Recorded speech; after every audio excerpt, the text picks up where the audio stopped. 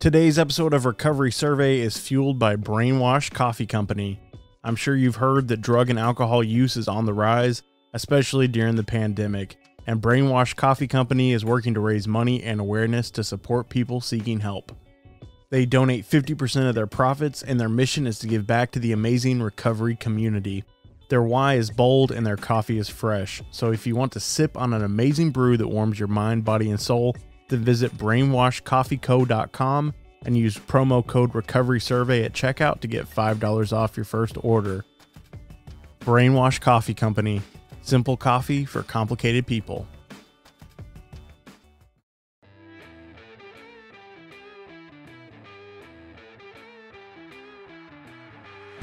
You're listening to Recovery Survey, the podcast that shatters stigmas around different types of addictions and takes a deep dive into spiritual principles. Everything in my life was under control except my food. I tried on and on to eat with moderation, and it never worked. Until my journey of self-love began, and I came across the concept of food addiction recovery. My guest today is named Rouba Chalabi. She's the author of Beyond the Emptiness, How I Found Fullness Outside of Food. Welcome to the show.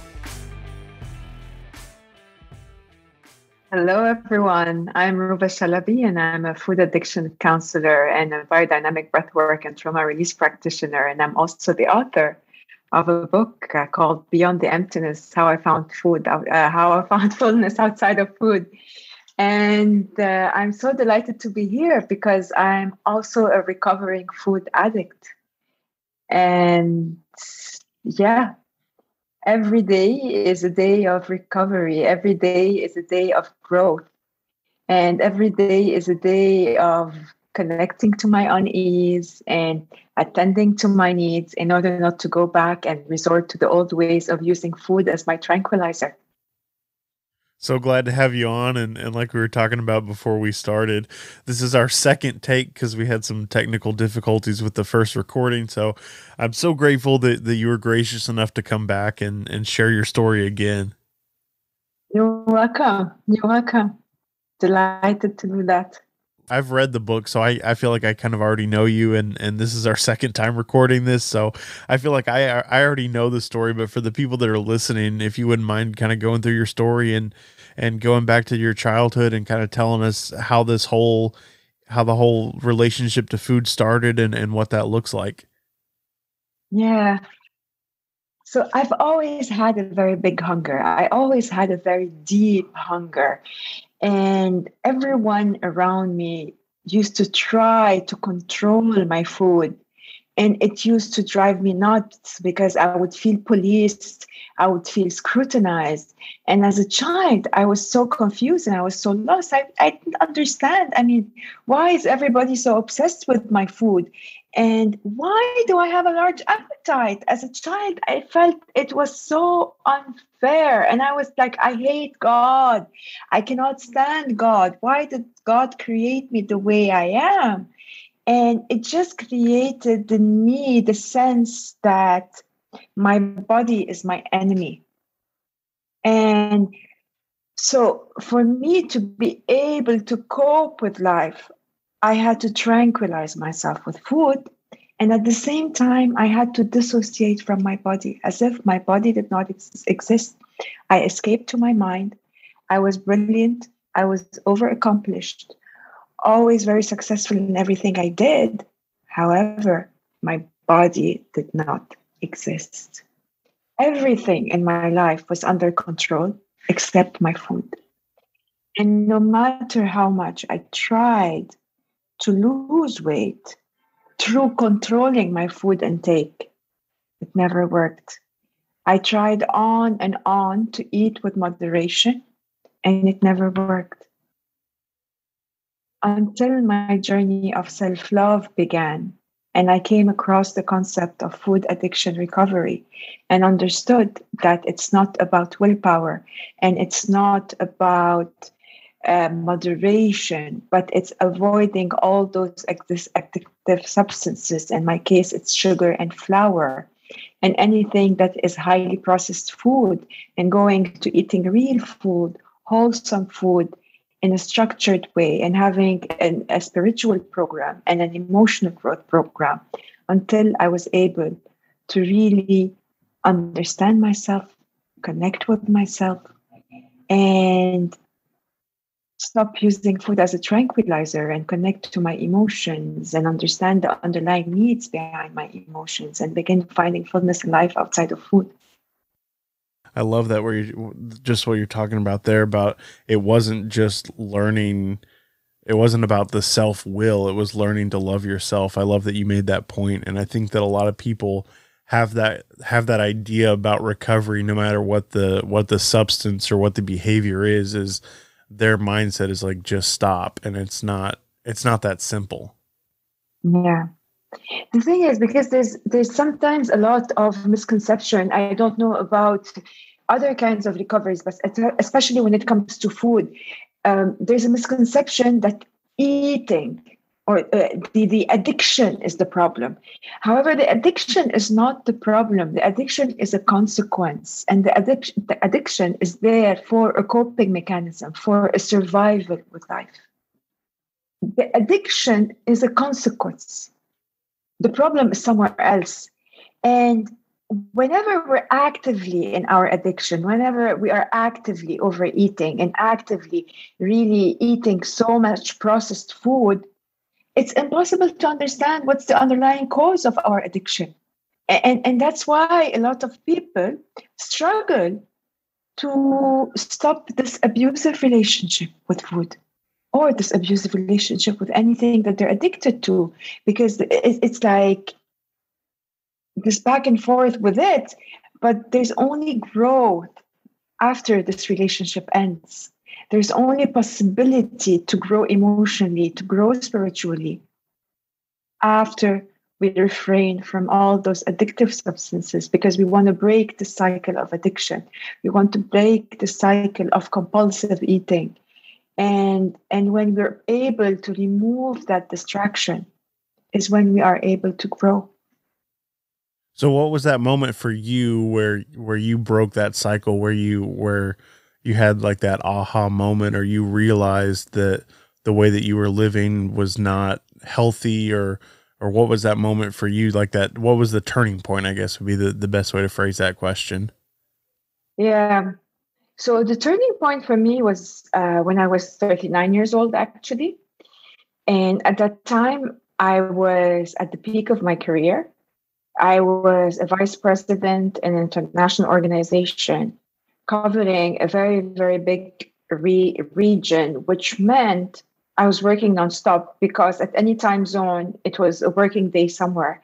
And I was working all days of the week because, again, given all the markets, there was something going on at any day of the week. And I was so exhausted. And my life on the outside looked awesome to people, but I was miserable.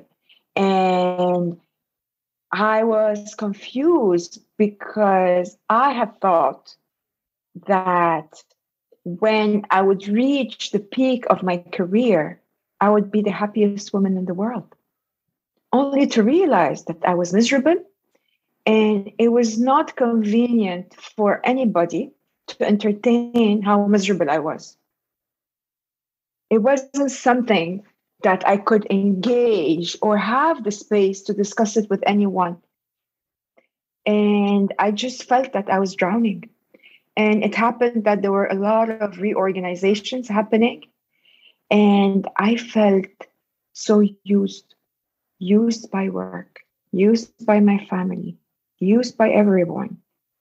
Everyone is sucking my blood, and I'm allowing everybody to suck my blood. And I am drowning. There is nobody there to hold my hand. There's nobody there to have compassion for what I was going through. And I was confused because I was like, the whole model of my existence was not working. So I started questioning everything. I'm like, here I am at 39, workaholic, uh, super overweight, I never got married. I don't have any children. What am I taking with me to my grave? A very shiny LinkedIn profile that headhunters love, and a very attractive profile to be recruited by others, by corporations. I mean, this is not giving me any happiness. And that's when I realized that I had invested all of my life in things outside of my control. And everything I thought was under control except my food, which was kind of my secret eating, although it was showing in my body, but in my consciousness, my body did not exist. It was my mind, my role, my work, my contributions. And I started realizing that the aha moment was realizing that I was taking care of everybody except me. And the me that needed the most attention, I never paid attention to her. And she was my enemy. I was always running away from her. And what happened is I had a bicycle accident. And that same day that I had a bicycle accident, my grandmother passed away.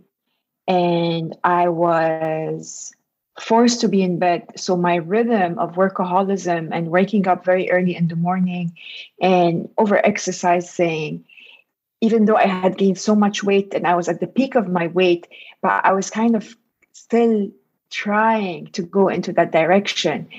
And so I collapsed. My body gave up. My body gave up and I crashed. So I was in bed for a few days since I had that bicycle accident. My head was very heavy and I had like a wound on my head, on my face. And I had to relax. And after that, my body could not go back into normal functioning. I was burnt out. And that was the turning point is I started spending more time taking care of me, nursing myself. And that's when I began investing more into my well-being and being willing and open to be inspired by others that have taken care of their health and that have really taken care of themselves, rather than attending to everybody on the outside and sacrificing my inside self in order to look good. So everything in my life looked good, but I was feeling terrible. And for me, that was something I could not understand. Looking good should equal feel good. And then realizing, feel good does not equal looking good. And what I need to do is to feel good without having to bother about looking good. And yeah, invest into this feel good and really recover. I love that point that you just made about the looking good versus feeling good. And I can remember in my own recovery journey equating things that I could gain like monetarily, thinking of like, you know, I got a car or I just got the newest iPhone or whatever it was, and like equating that quote unquote like success or whatever to my recovery, and like, look at how good I'm doing. Like I went from sleeping on different people's couches and barely being able to show up to work to like, look, now I have my own car, now I have a new phone, and like equating that to recovery and equating that to happiness. And it wasn't, you know, it was like, I still hadn't done the work on me. I still hadn't like figured out why I did the things that I did. And after a little while, like it just wasn't enough. It was like, I still feel bad. I still like all these things that I'm trying to, that it's the same thing. It was just another form of addiction. It was like, okay, I put the drugs down, but now I'm going to like start buying stuff and try to fill that hole and not do the hard work and work on myself. And then what do you know? I still feel terrible because I didn't ever do that work. And so I had that same kind of moment as you did, where it's like, oh, I got to work on what's inside. It's not what's around me. It's not my environment. It's not the things that I have that equal that good feeling. I have to do the internal work. So I love that point. Yeah, and I have to say, At that time, when someone asked me, "What do you want?" I had no clue what I liked. Nobody ever asked me, "What do I like?" What I liked was what my mind told me looks good. And looking good, it means like being loved, being accepted, being kind of the ideal kind of, and it all relates to childhood traumas. I mean, my mom talks about me about being the low maintenance ideal child, and I had a miserable childhood. And in my mom's perspective, I had a very good childhood. I was such an amazing daughter. But in my experience of my childhood, I felt so unwelcome. And unconsciously, my coping mechanism was to overcompensate and be this accomplished woman. So, this accomplished woman on the outside, oh, look how accomplished she is at school. Look how accomplished she is at work. Look how accomplished she is at life. And yeah, because I had kind of dissociated from my body, so my pursuit was more into male energy, into accomplishment, into being an independent woman, that is kind of really a role modeling independent woman versus traditional women, because my mom and the environment where I grew up was very much into women getting married at a very young age and being totally dependent on their husbands and their fathers and their brothers. And I kind of had that rebellion against this environment. I wanted to be this independent and free woman, but at a total discount of my body did not exist. Dissociation, total dissociation and sacrifice of this body. And it's really this coping mechanism of life. There is so much pain inside. I'm going to have this persona of the perfect girl, and walk with this persona of the perfect girl. However, this operating system, the software of this perfect girl, is not aligned, is not compatible with the hardware of my body, because I am totally disconnected. I know nothing about that body. Well, I'd love it if you could kind of go through the process. Like, what does your day look like today? Like, what are some of the things that you've implemented in your life? What does it look like for those of us that aren't familiar with a food addiction? How does that work? Because I know, Yeah. like for me, it's easy with drug addiction. You're either using or you're not. Like it's real black and white. And with food, obviously you can't cut out all food because you have to have food to Yeah. survive. So what does that look like for somebody that's struggling with a food addiction? All right. So first, I mean, for someone who struggles with food addiction, it's about fixing the food. So fixing the food means refraining from any addictive substances. In my case, no sugar, no flour, and it's all wholesome food. So I avoid no juices, no dried food. So I eat food that has a lot of fiber, just like the old days, like farmers. You eat food that grows in nature, that looks complete. And so what I do is I eat 4 meals a day, and those meals are weighed. There's a portion, like there should be X amount of vegetables, X amount of starch, X amount of protein, X amount of fruit. And I weigh everything so that it's not me who decides on the quantities. And my brain has seen the weight and knows I have eaten enough for my nourishment. And so 4 measured meals, 4 times a day. And in between my meals, I don't eat. I can drink water. I can have a herbal tea. Occasionally, I might have a coffee. If I'm out, I'm not a big coffee drinker. And so the thing is with the food, it's about having a structure. And it's also about over time calming the nervous system knowing that every 4 hours there's food that's going to come.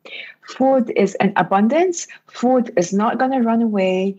And little by little the nervous system relaxes, because the nervous system has been in kind of hungry famine stage. So when I'm eating every 4 hours, over time my hungry ghost calms down and all of the cravings for food go away. Except, of course, when I'm disconnected from myself and I'm stressed out and I'm not taking care of myself, the cravings are going to come back. So on the daily basis, what is very important for me is to have my food organized. And what I do is I take everything one moment at a time. So at this present moment, I choose to eat nourishing food. It's not like I'm not going to eat sugar and flour forever. No. In this present moment, I'm making a decision, and my decision is a decision of self love. And I'm choosing out of so much self love for myself not to have them. And it makes it much easier, and it makes it very much into grounded into self love. And so I also spend some time on food logistics because I don't leave my food to coincidence. Given that if I'm hungry, I'll be susceptible to eat anything. So I have to be few steps ahead of myself and have my food ready. So what I do is I do meal prepping over the weekend. I freeze a lot of meals. If I know I'm going to be out of the house for a long time, I have my food weighed and packed and organized so that I don't have a worry about food. I know I have healthy food with me. This is the least of my worry. Even if I go out and it's not my eating time, I just go and have a tea or have a coffee with whomever I'm seeing. I don't kind of accommodate people's eating times because it activates my hungry ghost. I try to stick to my eating times as much as I can. Of course, there are exceptions, but yeah, that's what I try to do. And I try on a daily basis also to be connected to myself, to be so I journal every day. It depends. The first thing when I wake up or before going to bed, I journal. I write about what did I feel this day, how was my body, what were the sensations in my body, did I sleep enough, was I tired, were I tired or anything. I write down 5 things I'm grateful for. I also reflect about how did my eating go. I also reflect about what kind of self-care have I done today. And it's such a beautiful 10 minutes of reflection on the day and noticing things that might not have come to my awareness when my day is going, so that I know how to better take care of me the next day, and noticing patterns. Because many times a relapse or a slip does not happen suddenly. It piles up over days. So when I journal on a daily basis, it helps me realize, when I'm looking into the checklist of my emotions and I have a checklist of questions, and if they're all no, or the half of them are no, I'm like, ooh, I have to be careful. What's going on? How can I get them to a yes? So it allows me this time of reflection. Okay, I have a lot of no's. And what can I do to not be tired? What can I do in order not to be angry? What can I do in order not to be afraid? And what can I do in order not to be lonely? And yeah, because if they're all no's or the majority of them are no's, then I know that there's a risk of a slip in the coming days, and I have to really work on my self-care and reprioritize my day and rebalance my day in a way where by the next evening I can get more yeses, so that I'm not in a situation where I overeat, because this is what we're working on. We don't want to get to a situation where I need to overeat to cope with life. So if I'm taking care of myself and I'm attending to my needs, then I don't need to overeat. That was a fantastic answer, and I'd be curious to know, in the beginning, was there some sort of program that you were going to, whether it be like a 12-step program, or did you have like a dietitian or somebody or a coach or somebody that helped you kind of build your program and figure out what worked for you, or was this more of a journey of self-discovery? It's a little bit of everything.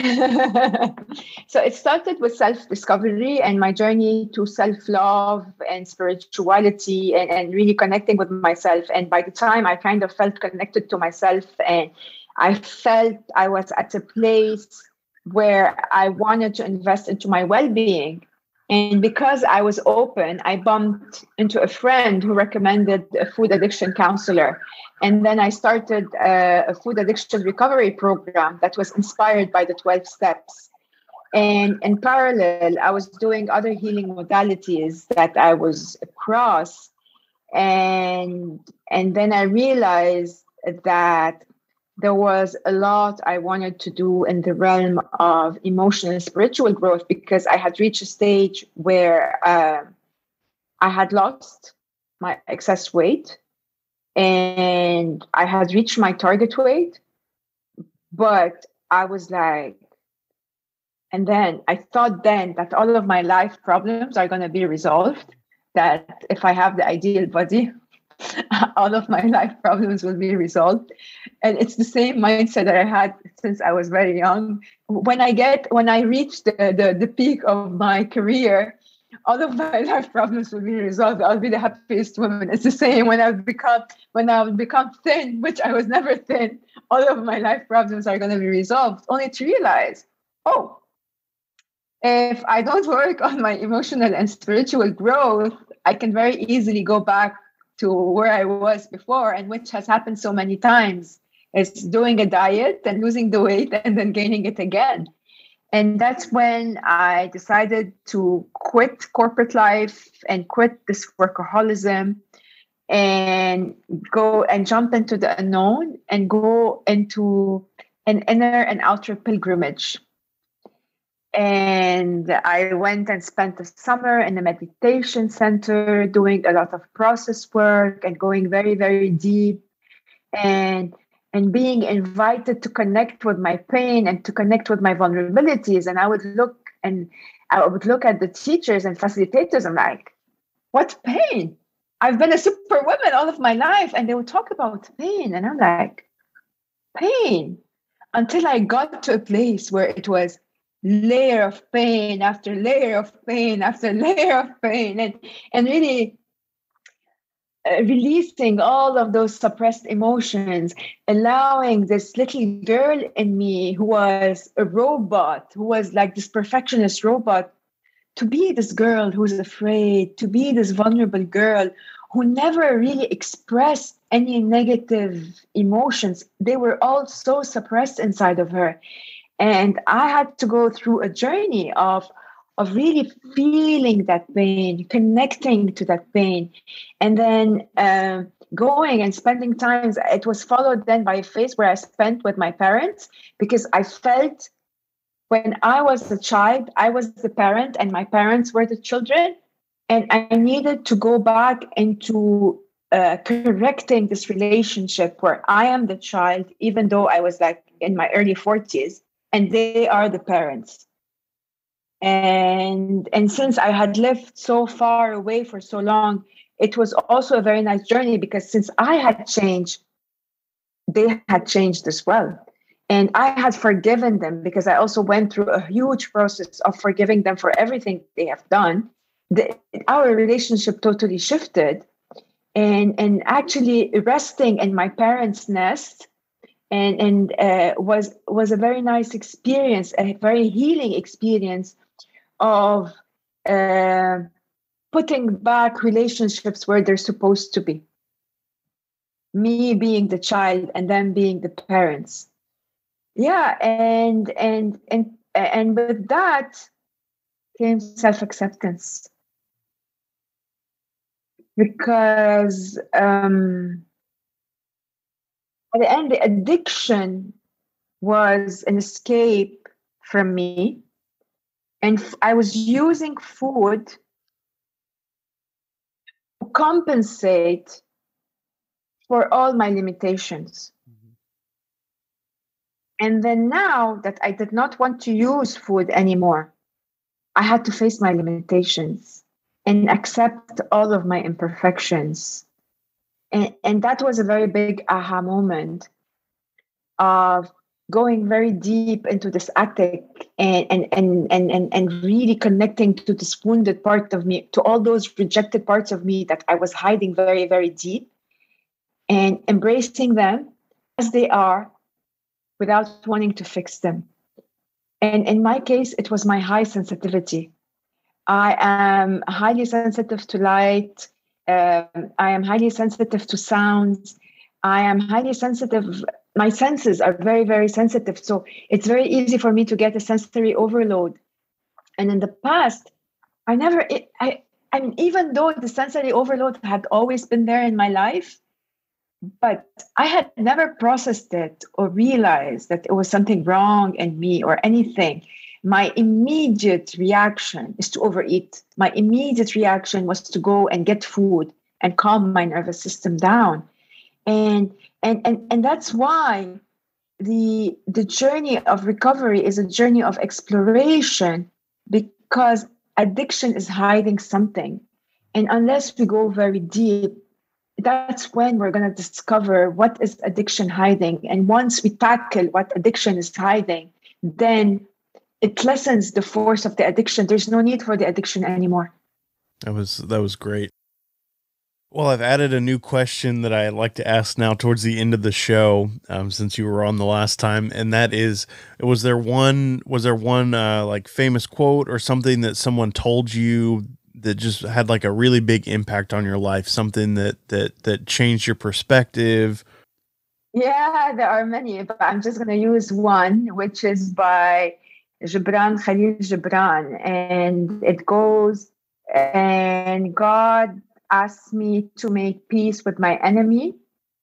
So I decided to fall in love with myself. I like that. Yeah, I love it because, at the end, we are our worst enemy. And the invitation is to really to connect with ourselves, to realize that the problem is not outside. The problem is inside of us. And the invitation is an invitation to attend to our insides, to take care of ourselves, to give ourselves the permission to be worthy of attention, and begin this journey of connecting to us and attending to our needs. Awesome. Well, in closing, would you mind telling the audience, if they're interested in finding a copy of your book, what are the best places to find your book? And if they're interested in following along in your journey, are there any social media profiles, or do you have a website or anything that they can go to connect with you?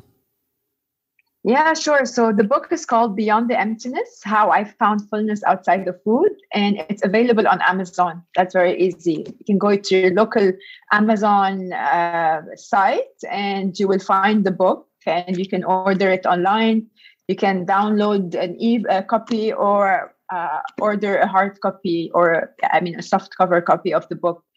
And for those interested in food addiction recovery and that would like to get to know more about me, my Instagram account is abstinent.salads. And yes, they can connect with me there. I always post a lot of stuff about recovery, and more specifically food addiction recovery. Awesome. Well, thank you again for coming on the show a second time and sharing your story again. I really, really do appreciate you sharing your story, because I know that there's not a lot of people that are talking about the food addiction, and I really wanted to let my audience hear your story. And I'm so grateful that you were willing to come back on after those technical difficulties, and I really do appreciate it. So thank you again for being a part of it. Yeah, you're welcome. And thank you for the opportunity. It's always my pleasure. And I'm more than delighted to be here with you. Rouba, thank you so much for coming on the show today. I really do appreciate you coming on and sharing your story with the listeners. If you guys are interested in her book or following her on social media, her links will be in the show notes. You've been listening to Recovery Survey. If you got anything out of today's episode, I'd ask you to please leave us a 5-star review and share this episode with a friend. If you'd like to get in contact with us, you can find us at recoverysurvey.com. You can listen to all of our episodes on the website, as well as connect with us on social media, where you can get previews for upcoming episodes.